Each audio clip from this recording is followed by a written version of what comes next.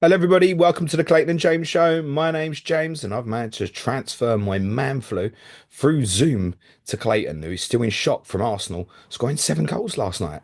How are you, Clates? I am very well, sir. I have somehow received the transmission of your man flu through the mic. But yeah, over the moon after last night. Yeah, we'll talk about it, but a night I don't think I'll ever forget, and one that I think Arsenal fans will be remembering and talking about for years to come, especially with our awful European pedigree. It's nice to be on the right side of a whopping for once. Okay. We'll talk about that in a bit and the rest of the football from last night. We're going to talk about potential expansion in the Women's Super League, a potential football rule change. Well, I say potential, it's going to happen, a football rule change for next season. Copenhagen is the subject of Euro Focus this week. And on this day is going to take us back to 2000 at the end with a notable hat trick from a particular game, Clayton.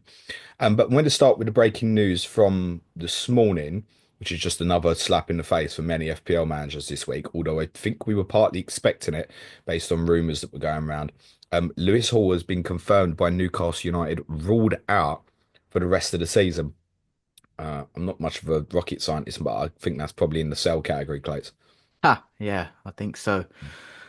Gutted for them, with obviously the cup final on the horizon, right? And I think the Gordon one as well, but like that's self-inflicted. I don't really have any sympathy for that one. But with the Hall one, especially like Hall was having such a good season, and in the wider context, probably thinking of England call up, Tuchel's first squad, all of that sort of stuff.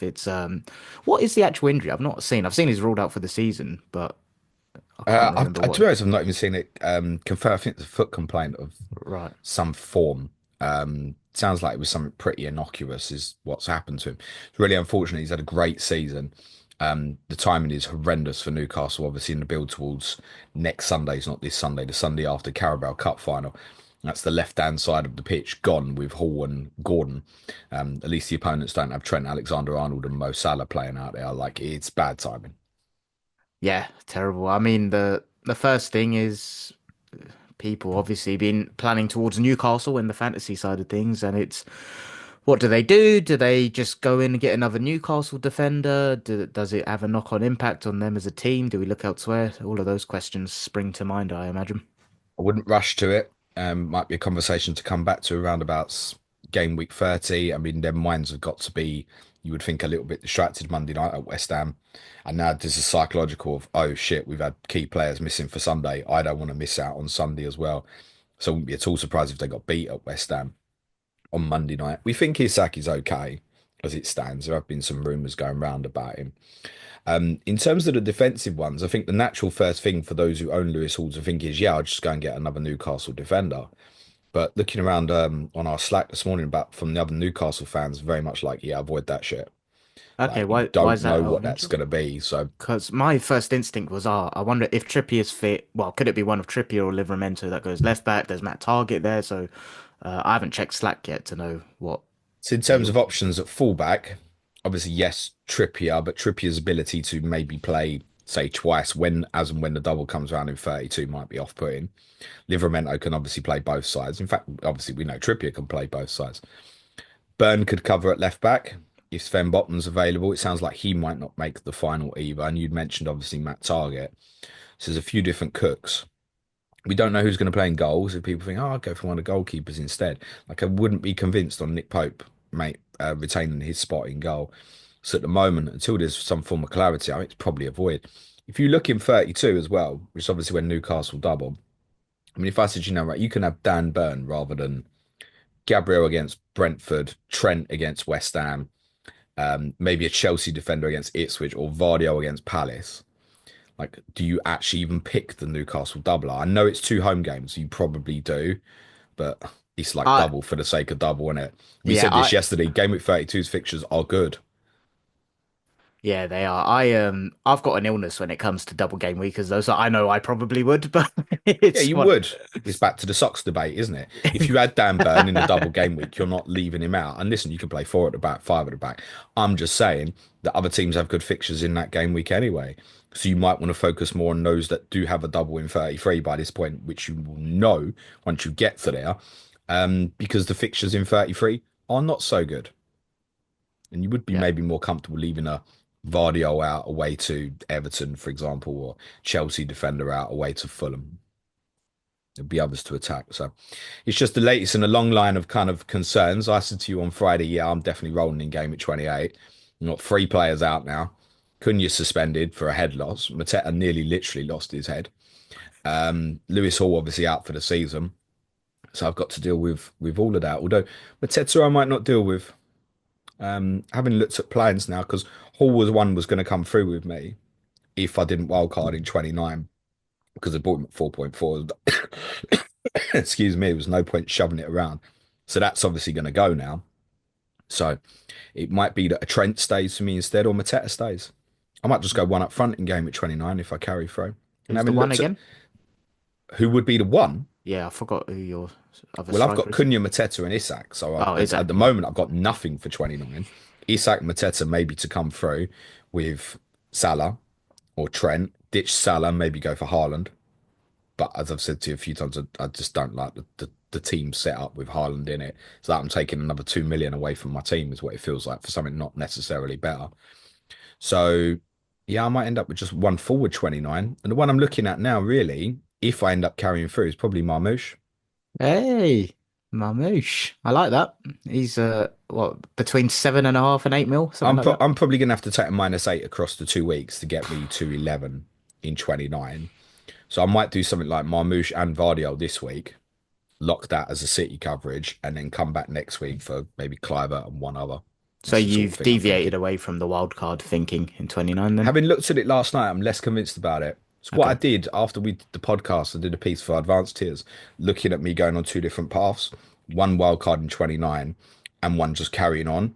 And when I land and I get to about game week 33, 34, there's like not a lot of difference between the two teams. Okay.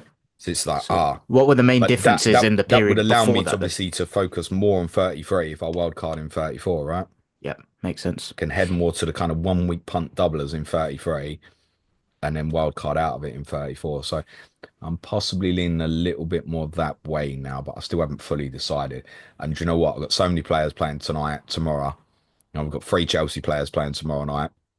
If I lose a couple of them to injury, or if I lost like a Salah or Trent, it's not impossible that I even wild carded now. Yeah, it may force your hand, doesn't it? Might do. Yeah. I think Well, Marmoush an interesting one for those who are looking for a forward. Chris Wood will obviously be popular as well, but I kind of want Isak, Mateta, and a City forward. I think for that period, 29 to 33. I think. yeah, it sounds nice. Just looking at Gordon, so when is he due back? Game week 31. So what would the advice be to owners of him? Well, Gordon, I could be one I set back. I'd set up for. I've got Nkunku, right? It was never like a long-term pick, and I part got him in thinking I'll end up wild carding really soon. If I run through, yeah, something like Nkunku to Gordon or Nkunku to Eze after the international break, yeah, I could see me making that sort of move. Gordon obviously would be a week later. Eze I'd probably go in straight into in game week 30 if I decide to take that route, I think. Lewis Hall, yeah, Vardyle's obviously a long way up, similar price. We joked about it yesterday, but Ryan Aït-Nouri will scream at people.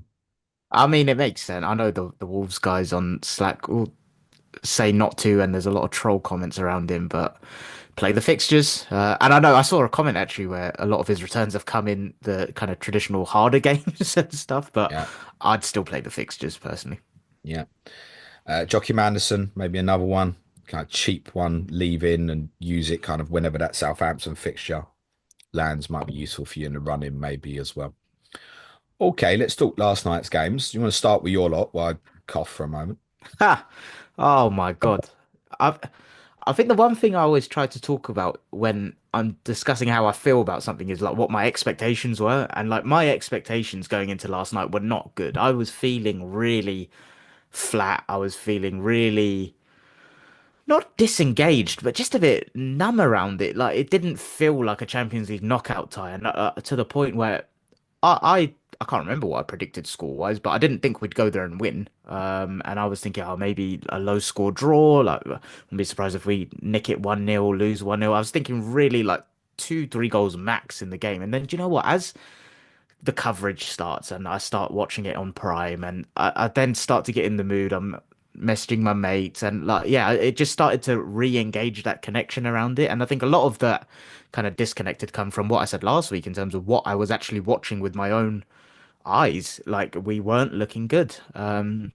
And seeing PSV like offensively being quite impressive despite their overall form being a bit ropey in the last few weeks. And then, like I said, as the coverage starts, you start like I love watching and listening to Arteta speak. I always find him quite inspirational as a leader, and like start watching that stuff and getting engaged. And then kickoff starts, and yeah, I could just tell first few minutes like, yeah, we're winning this. And for me, I understand why teams do this, but it was so refreshing to play against a team that didn't just park it against us and actually had space to play in. And it was almost like a reminder of, oh my Why you God. shouldn't do that against Arsenal. Yeah, but like just from the Arsenal fan perspective, like I think Arsenal get labeled as like boring and stuff to watch. But I think a lot of it is because of the way the opposition sets up against us. I think it goes both ways in terms of why our games look the way they do sometimes, because fundamentally, 8 times out of 10, we're playing against 10 men behind the ball. And last night was just so refreshing. And to be able to do that, given the attacking options we've got at the minute, it was a special, special night. Like I joked about it at the start being on the right side of a whopping, but like we were a laughing stock in Europe in my childhood growing up in school, like the 10-2s against Bayern Munich, like many others. Like our European pedigree is poor. And I know you have to contextualize the caliber of the opponent, but I think I saw like no other team has scored that many in a knockout tie in Europe or something, in one leg, obviously. And like Be an it away game. in an away I'm game, yeah. certain But Barca like, scored 7 in a knockout game at home. yeah, I think that was against PSG. I can't remember. But anyway, it was in an away Against game. Leverkusen, maybe, I think, from memory. Okay. Didn't Messi get 4 or 5? Right. Just another But day at the office, right? yeah. But and I know like it's not a trophy, this, that, I get that, but it's still something that is impressive to do. And like it just I mean, when you see like the Halen boys combining for a goal in the Champions League knockouts, when you see your team stepping up and arriving, it was so special last night, and it did my mood wonders because I was actually in like just pretty shit mood in general yesterday. Like I needed a bit of a pick me up, and yeah, boy did I get it. Um, I've not been well. Sorry. Can you just pass me the sick bucket, please? That'd be very handy at this stage. You messaged me straight after the game. Went, what night we're playing the quarter final in Madrid? And I messaged Clayton back and I said, "Do you think you're through then?" Like, Yeah, I've booked my hang on a flights to minute. Madrid. Last night, I XG. I literally have not even seen the goals, mate. Why do I want to watch that? Expected goals last night: 1.38 for PSV, 1.91 for Arsenal. Four big chances for PSV to six for Arsenal. It's a bit of a freak, this, isn't it?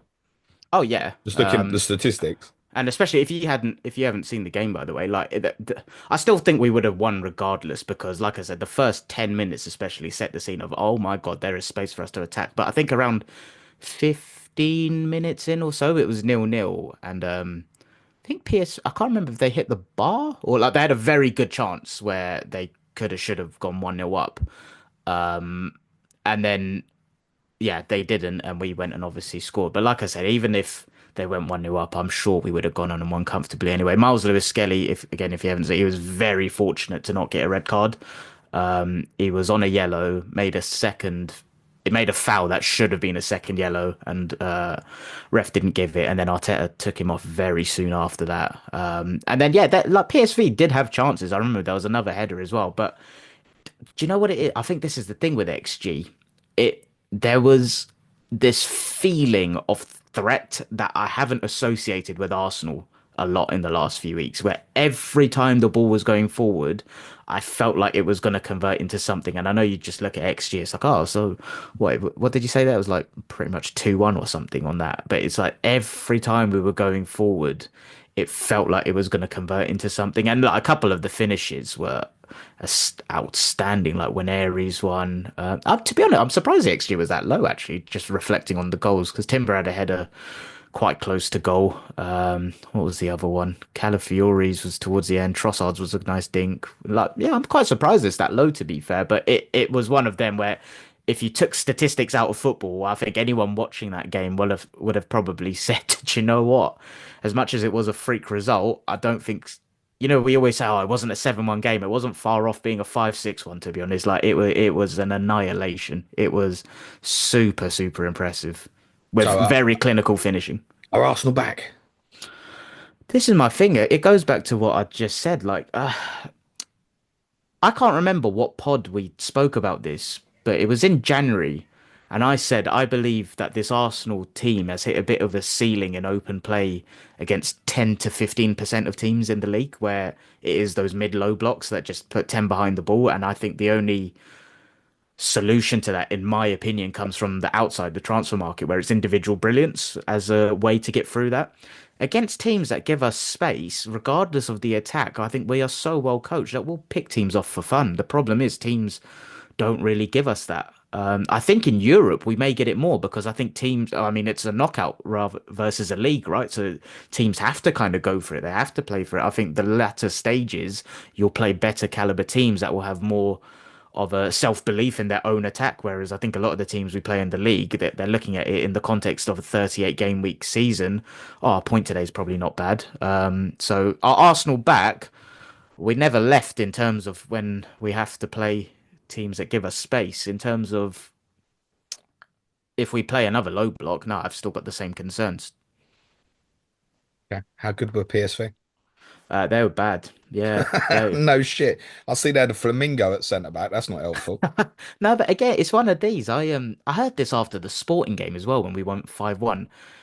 I see this a lot when we batter teams, like, oh, well, the opposition shit. And it's like, yeah, because of us. Like, that same PSV team could have played another team last night and they wouldn't have lost 7-1. And it was the same with Sporting when we beat them 5-1. Like, we were a big part of the reason they were as bad as they were. Like, and I know their form's been ropey, but I think we absolutely punished them to the maximum level that you could. So, yeah. Okay.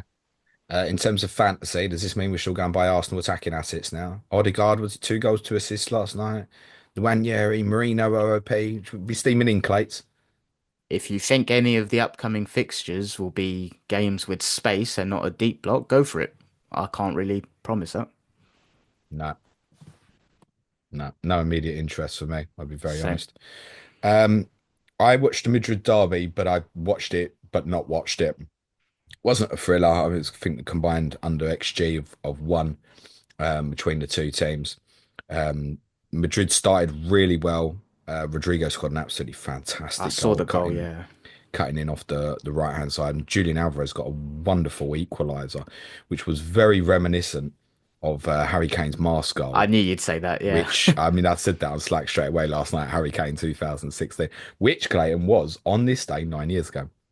Was it? I know that's not on this day from today that we're doing later. Brahim Diaz was really good. We spoke about him on a UCL fantasy pod yesterday about being a 1 week punt. And I kind of wish I'd taken that actually. Filled in for Jude Bellingham really well. He reminds me a bit of Shaqiri. Okay. He's a It's little a bit very like niche comparison. stocky. He's a bit stocky, isn't he? I'm good. I'm saying that in a kind way. He doesn't look like your natural kind of build of footballer, but he just wriggles away from people. And he scored a brilliant winning goal. He could have had one earlier in the game as well. I think Madrid will be pretty happy with that, just to take the victory back. Front two were pretty quiet. Vinicius Junior and Mbappe.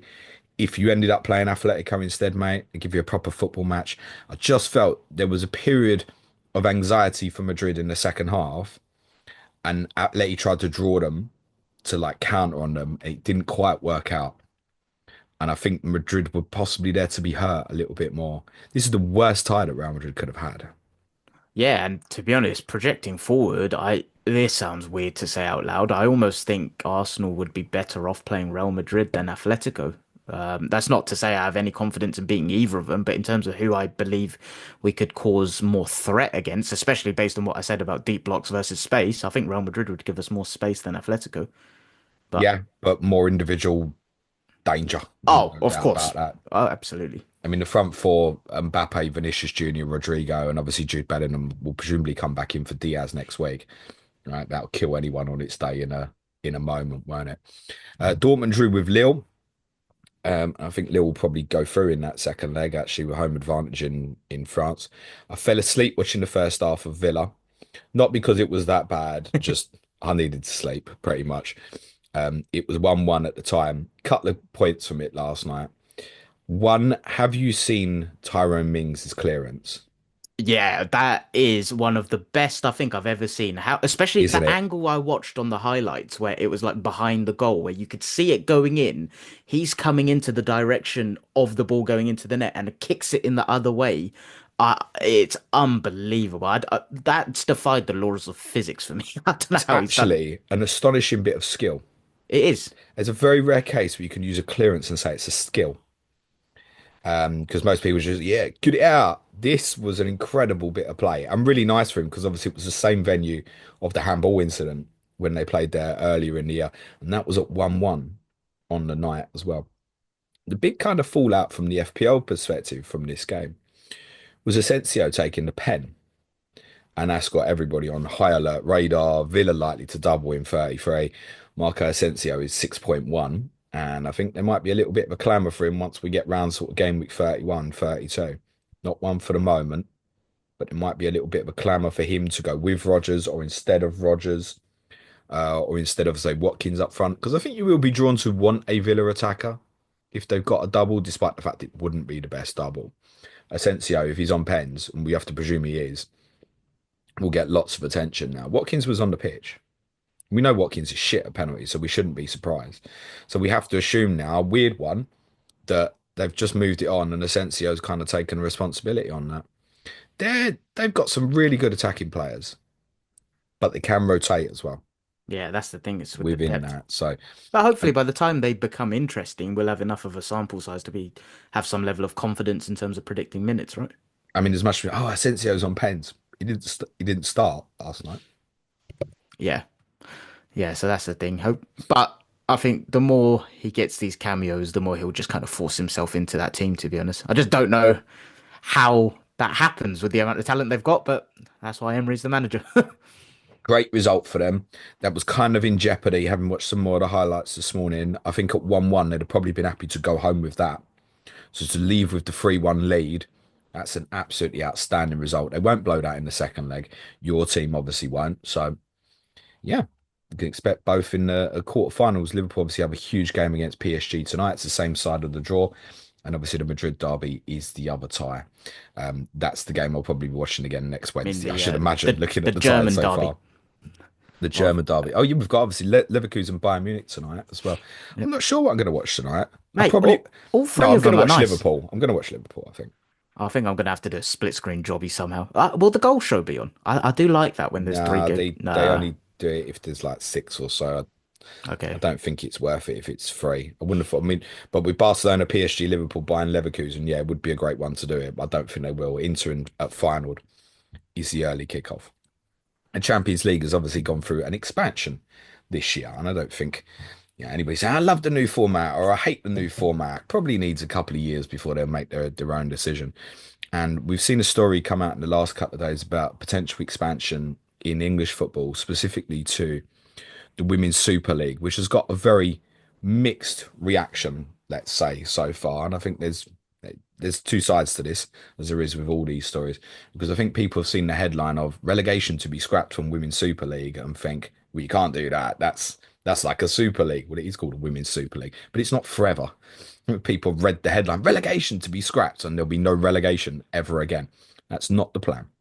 What they want to do is expand the league year on year, one team at a time, basically. And as part of doing that, they won't have relegations. It would be one team gets promoted, so the league will go to 13 teams, then it would go to 14 teams, and then etc. I think the target's 16. So to do that over 4 years, and obviously at the same time, they're going to try and grow the women's championship as well. What's your reaction to this, Clates? I got kind of mixed feelings on it. Yeah, I've got mixed feelings as well, to be honest. And to be honest, I only developed mixed feelings after speaking to actual supporters of clubs within the WSL, to be honest. So my initial reaction was just it's the traditional thing in me of like promotion relegation's all I've ever known. And it's just fundamentally how a league system works. And I think the one thing, as you know, I always try to be a bit open-minded with things. I don't want to be closed-minded to anything new, for the sake of being a dinosaur. But that was my initial reaction. I was like, what? How's that going to work? And without understanding what you just said about, okay, it's going to be a gradual increase from 12 to 16, adding one a year, my head was like, well, how are teams, if there's no relegations, how's a team in the lower leagues going to get promoted? And I still don't really understand how that's going to work, to be honest, even if they do just add one team per league, per season. Um, that was my initial reaction. I then spoke to a lot of, well, a few supporters, and especially the ones at the lower end of the table. They were saying, look, a lot of the way they have to operate financially in the WSL is so different to the men's game, and especially at the lower end of the table, they sacrifice on things like youth development and stuff for a fear of the knock-on impact on their season. So I think as a result, a lot of them were saying that it will give them the ability to actually invest in youth and have a bit more of a longer-term strategy rather than just firefighting what may be on the horizon in terms of going down.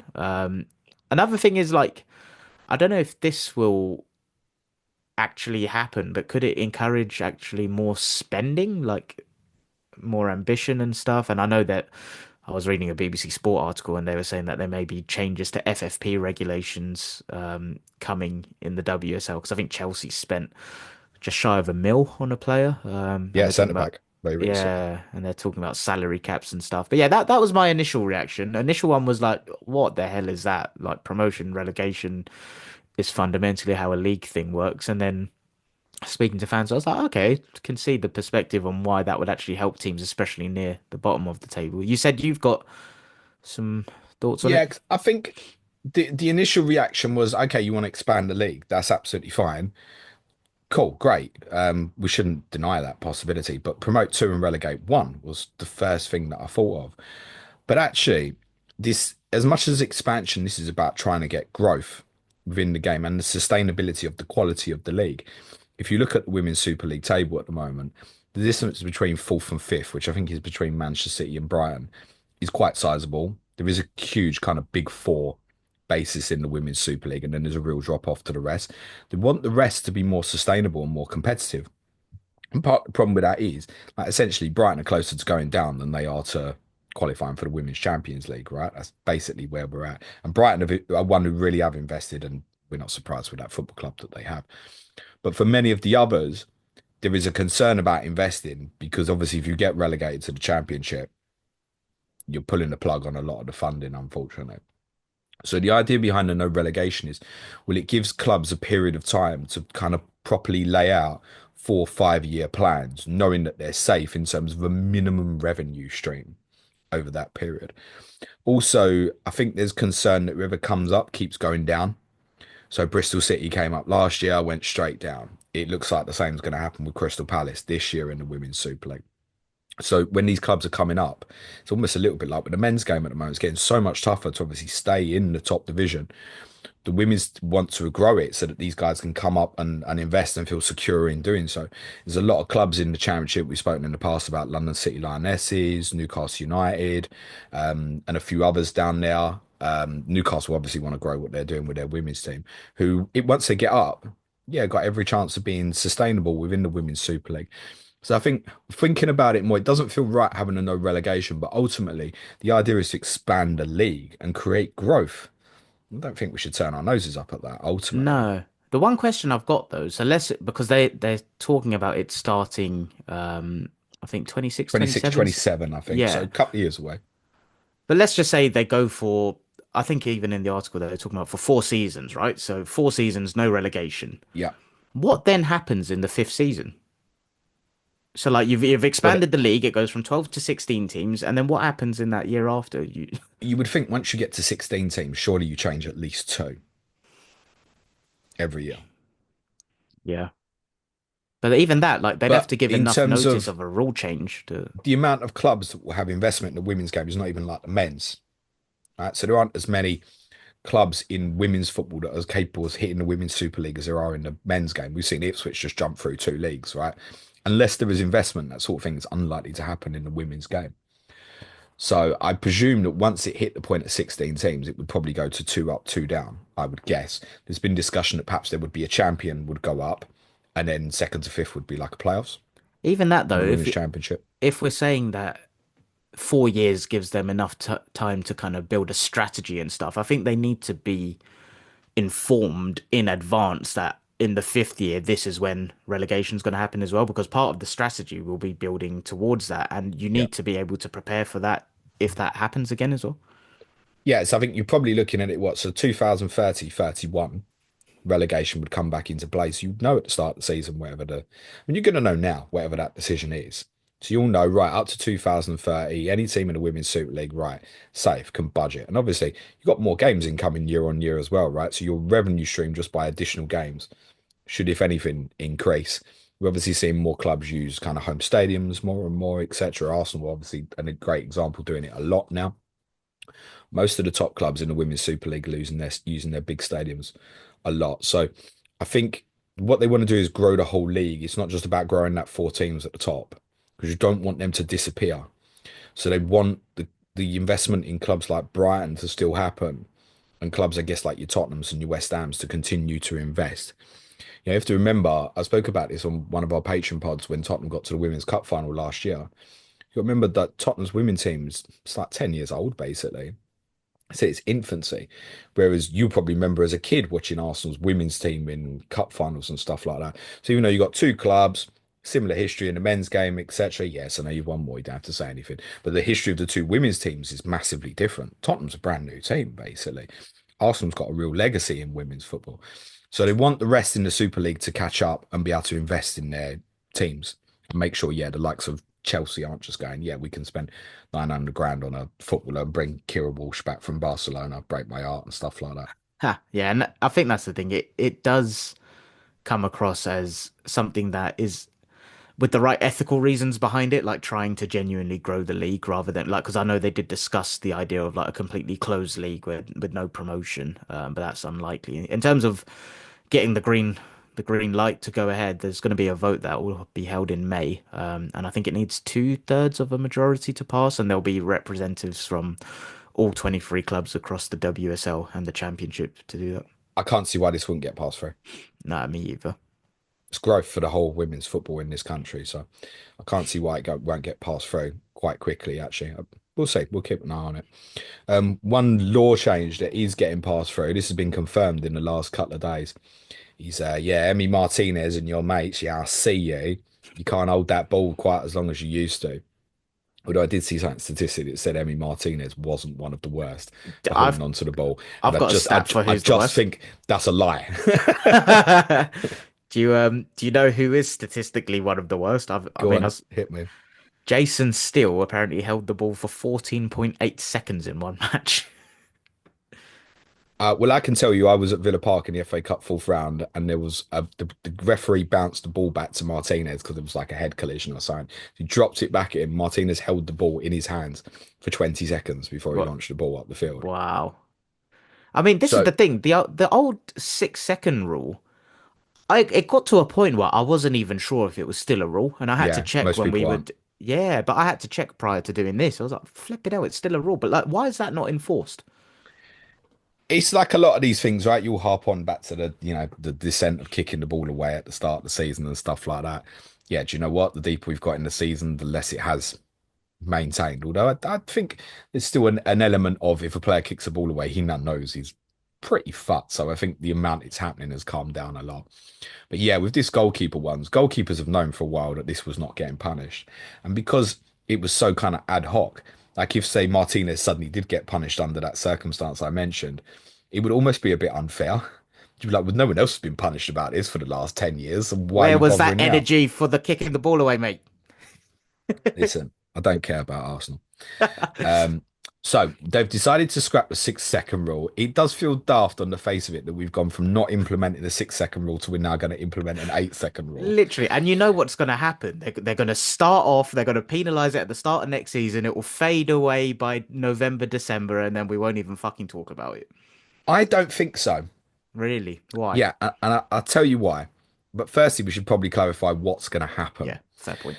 So The punishment is going to be, and originally this will sound whack to a lot of people if you don't know, but the punishment's going to be if a goalkeeper holds the ball for 8 seconds or more, the other team will get a corner. Arsenal fan goes, yes. And I think that's right. And the reason I think that's right is because an indirect free kick in a penalty area takes so fucking long to organise. You've just wasted more time. So goalkeeper's wasting time 20 odd seconds holding onto the ball. And then you know that indirect free kick is not getting taken within a minute. Right, if it's like throw it out wide, it's just up to the attacking team to take the corner when they're ready, isn't it? Obviously, if that's Arsenal, that still takes half a minute. But most teams would just get on with it and try and take advantage of the fact the opposition team's got players down the field, for example. They did some trials of this, I think in England, Italy, and Malta, hundreds of games, and a goalkeeper was only penalised 4 times. So it was obviously being done strictly. It obviously didn't impact a lot because goalkeepers know, and if this is what will happen, goalkeepers will know it's being brought in. The reason why I think it'll work, and it will look stupid, the reason I think it'll work is they've said that referees are gonna hold their hands up when there's 5 seconds to go and do a countdown. So if a referee always does that, it's never it's never going to go away. Yeah, and If that the referee stops doing the count, then it'll be one of them rules that like goes back to like the 6 seconds. But if that's what it's going to be, referee puts his hand up and indicates there's 5 seconds to go every time. It will last and it will work. and the one Although that's thing I shit for referees, by the way. yeah, and the one thing I like about that, if they actually enforce it and do the 5 second visual kind of reminder, is one thing I speak a lot about with VAR is the process, right? There feels like a big gap between the reality of what we see and the idea that they've brought together and that process in between where it almost hasn't felt thought through. This feels like it's actually been thought through by having a referee go and give that visual aid. You'd like to think that may actually enforce the behavior of the goalkeeper to play the ball. Therefore, we may not see the penalization happen. And I like that they've thought of that in that sense. And also on the kind of resulting in a corner, I quite like that as well because I mean, statistically, I'd like to see this. What are you more likely to score from an indirect free kick in the penalty box or a corner? I don't know, but I feel like one thing that I don't like sometimes in football is there's rule A and the penalty for rule A is just so severe and disproportionate to the offense you've committed, and I feel like this actually feels relatively okay. Yeah, I quite like it. I think it's not something that's going to impact us too much. I think if it's managed properly on the field by referees, I think it will last and it will work. Goalkeepers will know that it's kind of the big new rule for next season, so they'll be aware of it at the start. So don't think you'll see it come into play often. I think the referee holding up 5 seconds allows for a little bit of discretion. Like if a goalkeeper catches the ball from a corner and bodies land on top of him, no one's expecting him to have to release the ball within 8 seconds. But once he's at a standing position, and people are out of his way, right?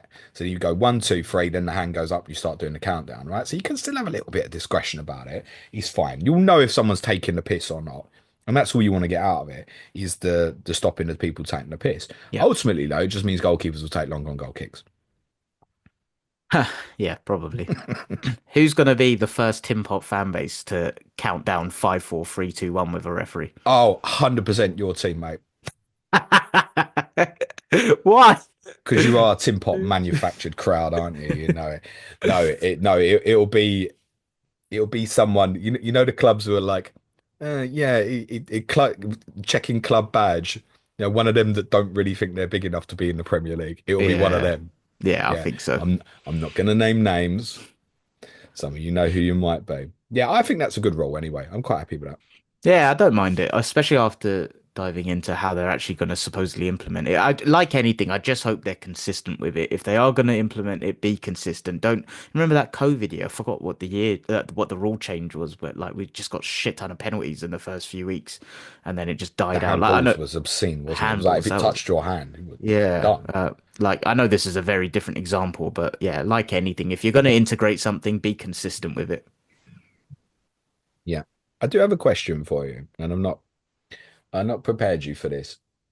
How do you think we best go about head injuries? What I mean by that is when you look at Mateta at the weekend, it's a fucking head injury. We all know that and we accept that. But there's definitely teams taking advantage, aren't there? Ball comes in from a corner, I clear it out, I go down. It's not going to come back in because the referee's got to stop the game. Have you got any ideas of how to fix that? I just feel like referees are so powerless on that. I don't know what else they could do. Yeah, I don't know. My initial instinct is to go to the physios without knowing what a solution is, but almost is there a way to have a framework in place where a physio has to do some kind of check that clears, like they have certain symptoms they have to check for immediately, and if they pass a certain threshold, they can tell the referee, like something along those kind of lines, basically going straight to consult an expert rather than making it a subjective thing. But I don't quite know. So we've got this punishment in place, haven't we, where players have got to stay off the field for 30 seconds, which should act as a little bit of a deterrent. But I think teams just go, yeah, we'll low block it for 30 seconds and then we'll start playing again when we're back to our full complement. What do you think about that punishment being longer? A minute, 2 minutes. But then it also does feel unfair when What someone if it's genuinely does get clattered, right? that's the And they're problem with that, also yeah. okay. Yeah, I think that I don't like it just from the perspective of exactly that. Like there are head injuries that happen that are legit, but then they happen to be okay. But there's definitely a lot that absolutely milk it. I don't know, but that's something I reckon they're probably working on that as well. To be fair, they'll probably think of something. But yeah, my instinct goes straight to like it's got to do with consulting someone that's an actual medical expert in that area, not just relying on the subjectivity of it. What about you? Where does your head go on that? I don't know the solution for it because I feel like referees are absolutely powerless in that scenario. I feel like if they don't stop the game and it is serious, you go, it's a disgrace, and and probably after time, referees thinking, is it, is it, and taking the chance after time. I spoke about one the other week where Jacob Greaves kind of headed the back of Dane Scarlett when he flicked it on for Kulusevski to score at Ipswich. And I just followed the ball at the time. I didn't realise Greaves was down. As Kulusevski's cutting in, you can hear the crowd booing. So like, our player's down with a head injury. Kulusevski scores, and you go back to Greaves, and Greaves is like sitting up. Why didn't you stop the game? You're obviously fucking all right, aren't you? You're sitting up. Yeah. You're fine. So yeah, I don't know, but he could have been seriously injured in that moment. There was a legitimate head clash, no doubt about it, right? I'm sure he probably was hurt a bit. I have real sympathy with how referees manage that.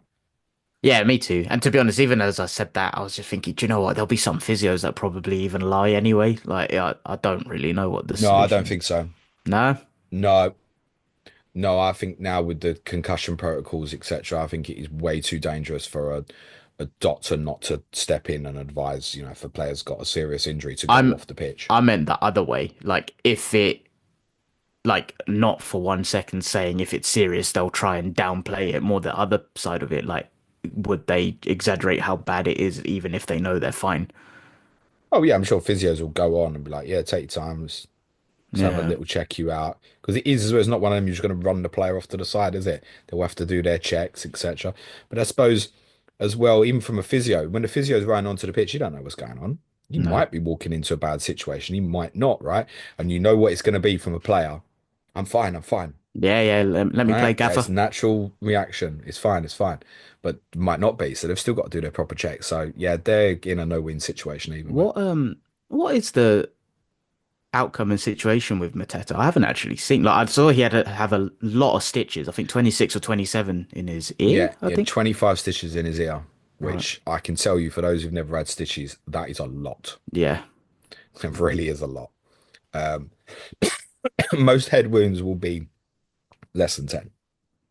Damn. 25 stitches is a lot, mate. That was when I saw that clip. Oh, I just cringed. I would I say, felt I'm awful. glad you brought it up. It's obviously, look, it's a terrible challenge. It's bad. But I think some of the vilification, like, throw him in prison and shit like that, I don't think he meant it. I think what Who? The happened was, goalkeeper. yeah, I think what happened was, I think he reflexed. So when he comes out from the goal, he obviously kicks the ball at a stupid height. And at that point, Mateta's obviously coming in towards him. So I think his reflexes, like I'm kind of this weird angle in midair, this bulldozer of a player is about to come through me and knock me backwards, maybe onto like the back of my own head or something, right? So his reflex is a little bit like, what do you do when you fall over? Your hands go out, right? So imagine this fella's in midair. He's done the same thing with his foot, basically. I think he's done it to protect himself, not to like decapitate Mateta. Yeah, It's no, I obviously agree. terrible. It's obviously a red card. It's kind of a lunatic decision in a moment. But I think, all this, you should never play football again and I stuff like that. hadn't He was seen like, any of that stuff. That's yeah, why I was some of it has surprised. been Nah, that's well over bad. the. I don't think it helped that Steve Parish, who's a controversial figure at the best of times at Palace anyway, he did an interview at half time with, It's like I think it talk was sport or Kelly something. Summers. No, so Oh, it was on okay. the BBC during the game. I think it was with Kelly Summers. Forgive me, it might not have been. And you could see she wanted to get him to talking about the football because he just kept talking about the incident. And I get it, he was like concerned for his player and stuff like that, but yeah, he was coming out with the sort of things that you think like, yeah, okay, right, the crowd's going to start vilifying and sending abuse, isn't it? So yeah, look, the ref will get his punish, the goalkeeper will get his punishment. It's Roberts, isn't it? Yeah, if they extend it to 5, 6 games because they think it was overzealous, fine. We don't have to need to finish the guy's career. I don't think he meant to do it. Nah, neither do It's I. obviously really unfortunate for Mateta. Yep. Let's go to Denmark, mate. Yes, sir. We are talking about Copenhagen, who are Chelsea's opponents in the Conference League. They didn't do very well in the group format. I think I remember seeing they finished 16th, I think. I just want to remind myself of that in the league phase. Yeah, it was 18th that they finished, so I don't think Chelsea will have any issues at all. But yeah, they're one of the oldest clubs in continental Europe. They're officially founded in 1992. But their story goes way back to 1876. You're nodding, so you know this. I didn't Yeah. know any. Okay, I didn't know anything about them prior No, I to. knew when I read about it last night as well. Oh, right. Okay. So yeah, officially founded in 1992, but yeah, their story goes back to way back in 1876, and it's because they are the formation and merger of two football clubs. There was one called KB, which was Denmark's first football club in 1876, and they merged with another team called I can I knew see. you started with the one that was easier to say first. You Yeah, set yourself up for the fall. You should I have gone with a more did. difficult one first, mate. The second one was called Bold Clubben, which was founded in 1903, and yeah, the two What, merged. Clubman? Why did you say it like that? But yeah, the two merged together in 1992, and a lot of it was because the two teams were kind of going off on their own journeys, but they started to face financial difficulties, and this is why it's funny. Last week when I was speaking about PSV, was talking about that kind of working class background compared to Ajax Feyenoord's. Copenhagen's almost the opposite of that, and they're kind of viewed as the kind of corporate team within Denmark. I think a lot of it because of this merger, where it was because of financial difficulties. So yeah, they merged in 1992, and yeah, they're the most successful and historic Danish team around. They've won loads of Superliga titles, which is the Danish league. They've won 9 Danish Cups, 3 Super Cups. They've had a very consistent period in the 2000s and 2010s. They regularly won the league and cup doubles under a manager called Stale Solbakken. They've been pretty consistent in Europe as well, to be fair. I think they've appeared in the Champions League group stages 6 times. They've reached the round of 16 twice. One of it was last season where they got knocked out against Manchester City. They had a pretty good run in the Europa League in the 1920 season where they actually reached the quarterfinals before they actually lost to Man United. But last season, I think a lot of people will probably remember prior to getting knocked out against Man City, they actually beat Man United 4-3 in the Champions League. And I think they were 2-0 down in that game as well, from memory. Yeah, United had just a car crash. Didn't they lose all three Champions League group games 4-3 away from home, I think? The Bayern, Oh, wow. Galatasaray, and Copenhagen. I think they lost them all 4-3, if I remember correctly. Fair play. Yeah, so in terms of their stadium, they play at the Parken Stadium, which is around 38,000 in capacity. It's the largest football stadium in Denmark, and as a result, it's where the national team plays. And in terms of their rivals, I always like looking into who's rivals with these other teams and stuff. And yeah, their biggest rival is Brøndby. Called the Copenhagen Derby, and yeah, sorry, the Copenhagen Derby. And Brøndby fans, yeah, pretty much see them as the rich corporate club, whereas Brøndby are kind of viewed as the old school underdogs.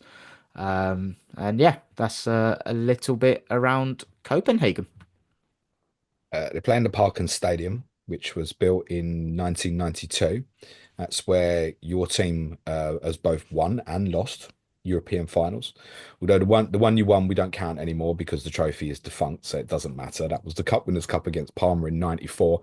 You also lost on penalties to Galatasaray in, when I say the 2000 UEFA Cup final, in the same Stadium.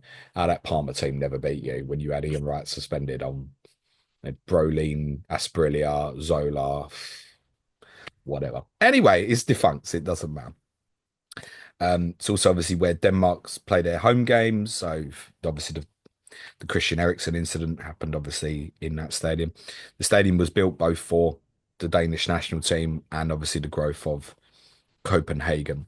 They have played Chelsea before in Europe a couple of times. Most interesting, the 98-99 season in the Cup Winners' Cup. I think in the last 16 stage as well, I think actually. And there was a swap deal amongst two players afterwards. So Brian Laudrup was at Chelsea and he went back to Copenhagen and Chelsea signed Bjarne Goldbeck.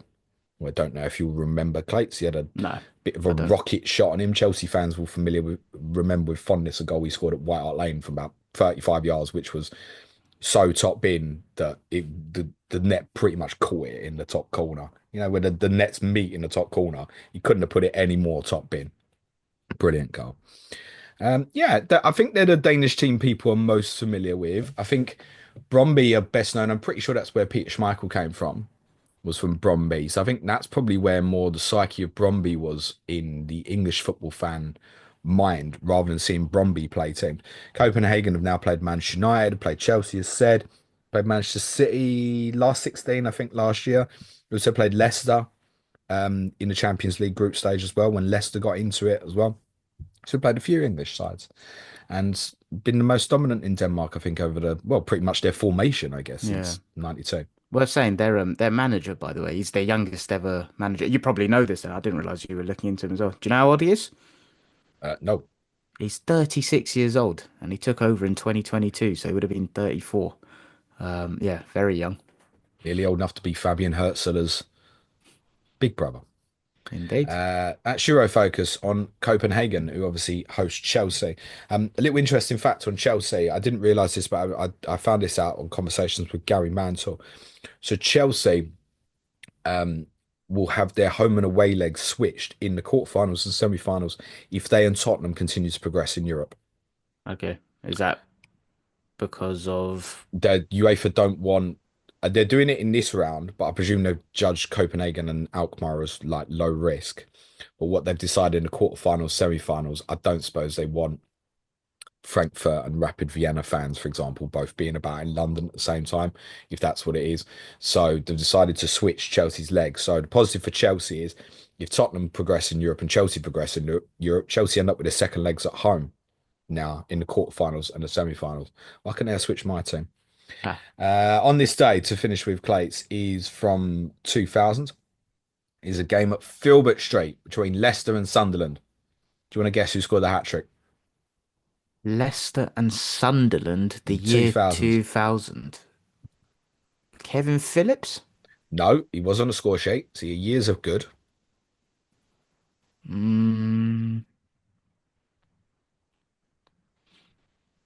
nah, I'm No, struggling. No. terrible, useless. We'll forgive you. Leicester hosted Sunderland in the Premier League game a week after having won what I think at the time was the Worthington Cup. They beat Tranmere Rovers in the final the week before. Two goals from Matt Elliott, who was a centre back, who was a big threat from set plays. The year before, they'd lost that same final to Tottenham. Just managed to get that in very quickly for you. And Leicester had actually beat Sunderland in the semi-final that year, getting to that particular final in 99. Sunderland, by this point, were a Premier League side, back in the Premier League. This is the year that Kevin Phillips would get 30 Premier League goals.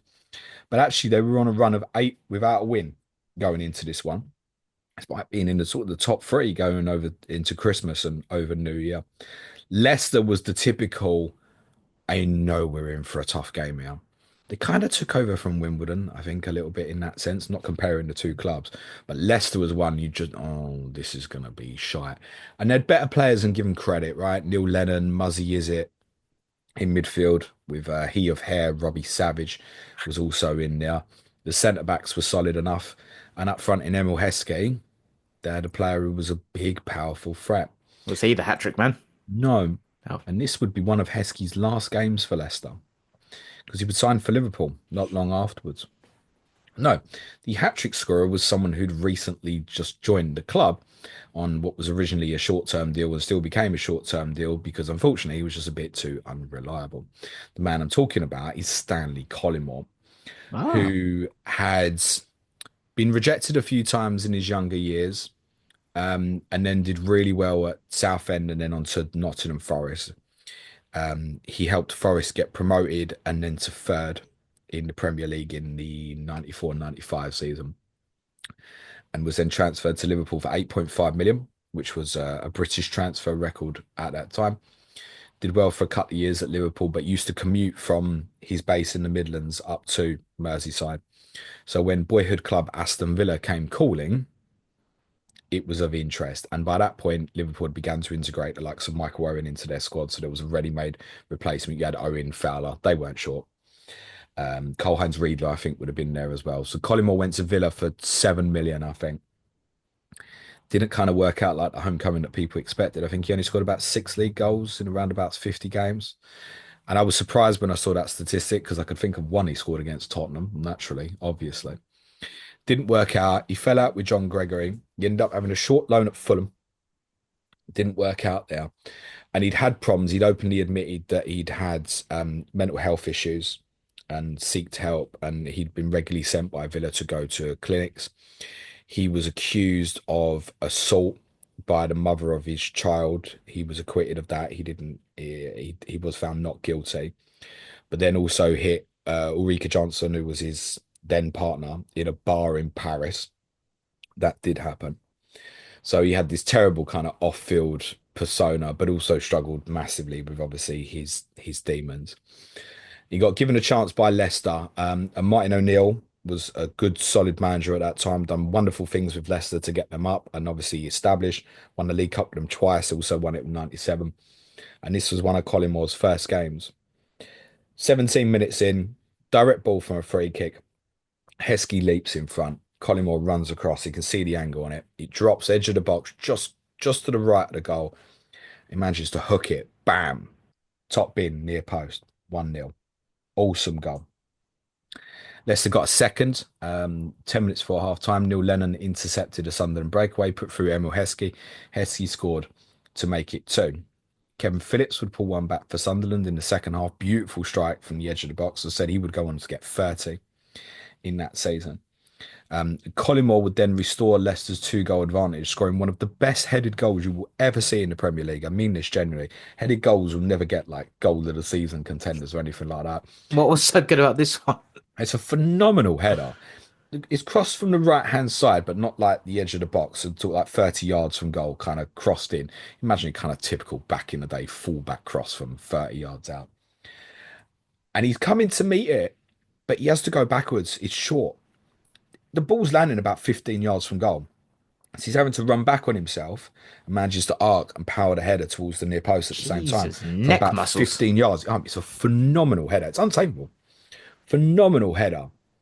Um, and so now I think he's got 33% of the league goals he'd got at Villa. He would later make that 50% by scoring a hat trick to make it 4-2. After Niall Quinn has scored a very un-Niall Quinn-like goal to bring Sunderland back into it. He chested a direct diagonal from the right-hand side, chested it down, beat one challenge, then put it through Matt Elliott's legs and rolled it into the corner. Now, Quinn's goals were all more the sort of goals Like that target man Collymore and stuff, yeah. scored at the other end. Yeah, it was complete. You think of the relationship Quinn had with, say, particularly Phillips here and also Robbie Keane, Republic of Ireland as well. So Leicester would break away. Collymore would get on the end of a Heskey cross. He kind of fluffs it to complete the hat trick. And Stefan Oakes would finish the game to make it 5-2 with a free kick that was deflected in added time. So Collymore scores his hat trick. I think he'd only scored maybe one more for Leicester. Didn't last. And that And was it. because before this game had even happened, there was the famous incident in not La Masia, that's Barcelona's academy, isn't it? But it was somewhere in Spain where the whole club got sent home because Collymore set off a fire extinguisher. This was like straight after he joined the club. And at the end, he after this, he got a really bad injury, one of those horrendous leg breaks, foot the wrong way kind of stuff in a game against Derby. But he recovered really quickly for the start of the next season. But by this point, Martin O'Neill had gone to Celtic and Peter Taylor took over from Leicester. The relationship wasn't quite right. And then by the end of that year, Collymore would actually end up going to Bradford, where I think he only scored once for them, which was on debut, a joke of an overhead kick against Leeds at Valley Parade. But yeah, didn't do a lot more. I think he finished his career at Real Oviedo. An enigma of a player, um, had real issues, obviously, off the field, and it's difficult to have sympathy with a player who had those kind of indiscretions. But he did obviously have mental health issues as well. What a talent he was, Clates. Yeah, see, this is the thing. I don't really know anything about him from his playing days, just because I feel like the only thing I associate with him is he does a lot of media work and stuff, right? He So does now, yeah. I think for some reason I've just got no insight at all on him as a player. So even you talking about him as like this very big talent coming through, like I had no idea. He used to run through people. A little bit like, this is a really dodgy comparison, but very R9 light. Oh, Jesus Christ! All right. But he was like that. He could run through people, just bulldozer through people. So powerful. Um, I mean, Forest had the best of him in that first season where they finished third. Um, he would have played for England a lot more if it wasn't A, for his indiscretions, and B, the amount of competition in the lineup. England had Shearer, Sheringham, Ferdinand, Fowler, Ian Wright, Chris Sutton. There was Yeah, and he's so many. Chris Sutton barely played for England. There were so many options for England in the forward department, and this was the one that unfortunately was a little bit of a loose cannon. I mean, Ian Wright barely got a look in, and his consistency was over the whole of the 90s with Arsenal, basically. Collymore hit heights, but not consistent heights regularly enough. But on his day, yeah, he was an absolutely super footballer. Really yeah, good just striker with either foot. And I guess scored, as also is worth saying, scored one of the most iconic Premier League goals ever, the winning goal in the first Liverpool Newcastle 4-3. Collymmore's closing in. Kevin Kingan hangs his head. Sorry to the Newcastle fans. It started badly for you, this podcast, and it's ended badly for you. That's on this day from 2000. very nicely covered. Happy days. Right, I'm now off to cough. Love you lots, everyone. Clash of Correspondents for you tomorrow. Wolves versus Everton with Bradley Parker and Sean Norton. That's available for patrons now if you want to catch up with it. The intention is to do Ask James on Friday. But if I'm still feeling like this, I might not. And I will be on my way back from the Netherlands. So keep an eye on socials. But we're scheduled for 2 o'clock is the plan. There'll be no Clayton and James in around about 4 weeks because Clayton will be in Madrid and I'm hoping I'll be in Frankfurt or Amsterdam again. As always, everyone, be nice to each other. Smash a like, hit the sub button. 5-star review goes a really long way for audio listeners. Cue music, please, man. Shark.